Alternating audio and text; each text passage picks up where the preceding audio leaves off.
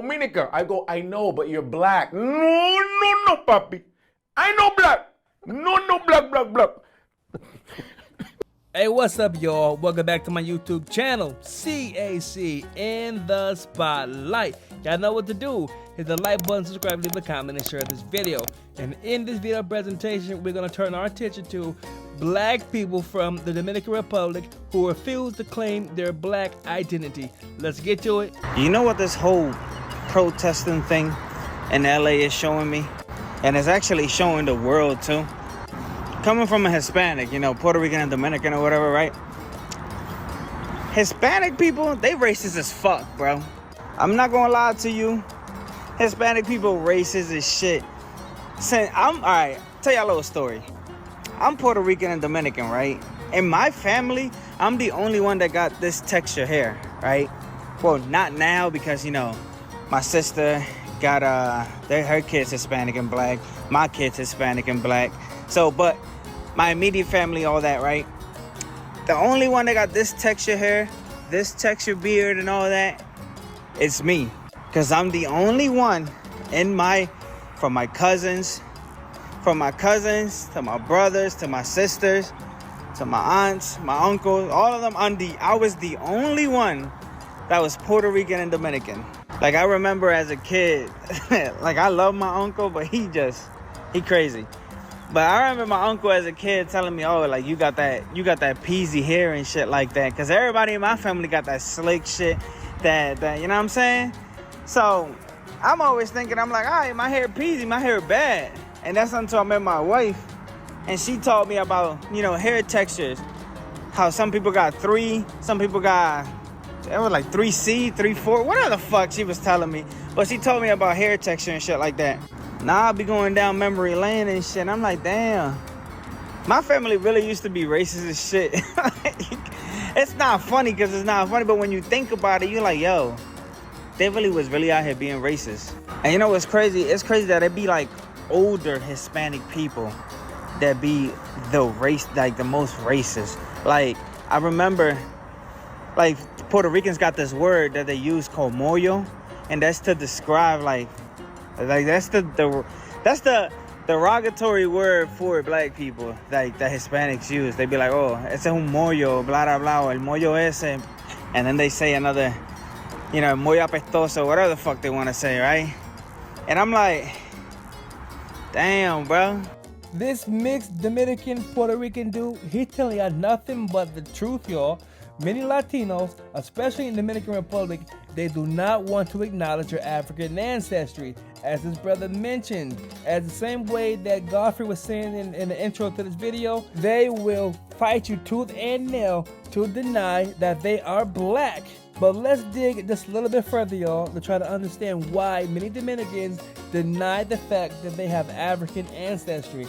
I'm fighting with Dominican TikTok again. The way that some of y'all cape for y'all Spanish colonizer is fucking embarrassing. It's giving very Stockholm Syndrome. But that's okay, because school is in session. And yes, I'm Dominican, and I'm gonna need my people to be a little smarter than this woman right here. She claims that the laws of Burgos guaranteed rights to indigenous people before anyone else in the West. Let's read what happened during the laws of Burgos. The laws of Burgos are the first legal code in the Americas directing Spaniards to read aloud a religious justification and demand of obedience from the native populations, known as el requerimiento. The law gives native peoples a chance to submit before being attacked or enslaved, but this is an impossible task since natives do not speak Spanish. And thus, the Spaniards continue to enslave and seize indigenous lands. It required that indigenous people acknowledge the church as the ruler and superior of the whole world. But if you do not do this and maliciously make delay in it, I certify to you that with the help of God, we shall powerfully enter into your country and shall make war against you and in all ways and manners that we can, and shall subject you to the yoke and obedience of the church and of their highnesses. But wait, There's more.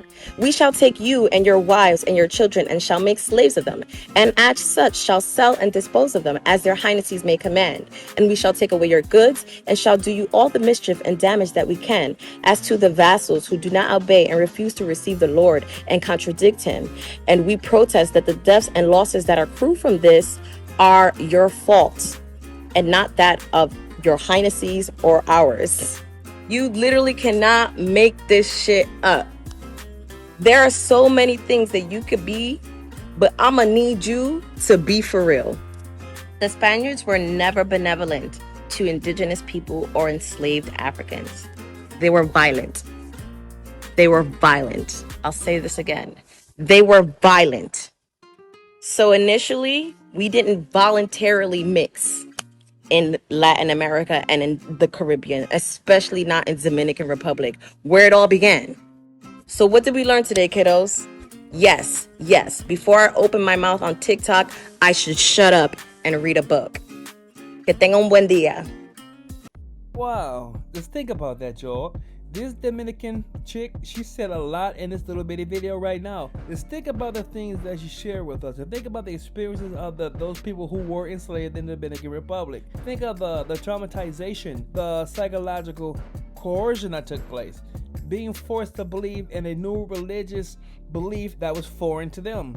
These Spanish people, they brought their belief systems and they forced it upon the Native Americans of the area that is now known as the Dominican Republic. And for the sakes and purposes of this video, Black Africans who are in that area, they were forced to adopt this new belief system as well.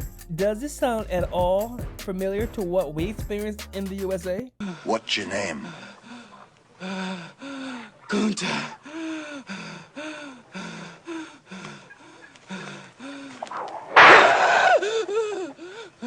Lord God help that boy. They're gonna whip him dead. What's your name? Say it. Toby. Who are you? Say your name.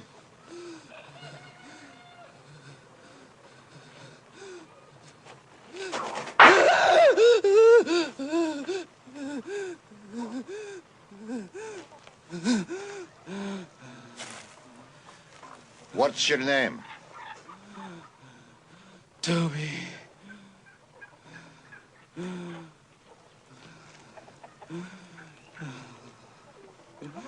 Hi. Say it again.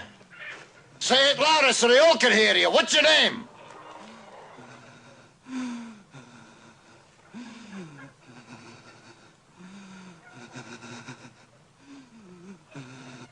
Toby. My name is Toby. So I'm gonna let my plan on this video, y'all. And y'all just heard it from these two Latinos' mouths about why Black people want to distance themselves from their African heritage. And when you really think about it and dig through the layers of trauma and psychological coercion that we had to live through just to survive in this fucked up white supremacist society that was designed to keep us feeling like we are less than them, we're less deserving, it becomes clear and easy to see. We need to turn our backs on everything that they gave us to believe in, everything to look up to, everything to admire. We need to turn our backs on the spiritual system that they gave us because they set us up for failure, y'all. So listen, if y'all leave this video, hit the like button, subscribe, leave a comment, and share. And I'm gonna end this video just like this. You see this yellow banana in my hand? This is called a plantain.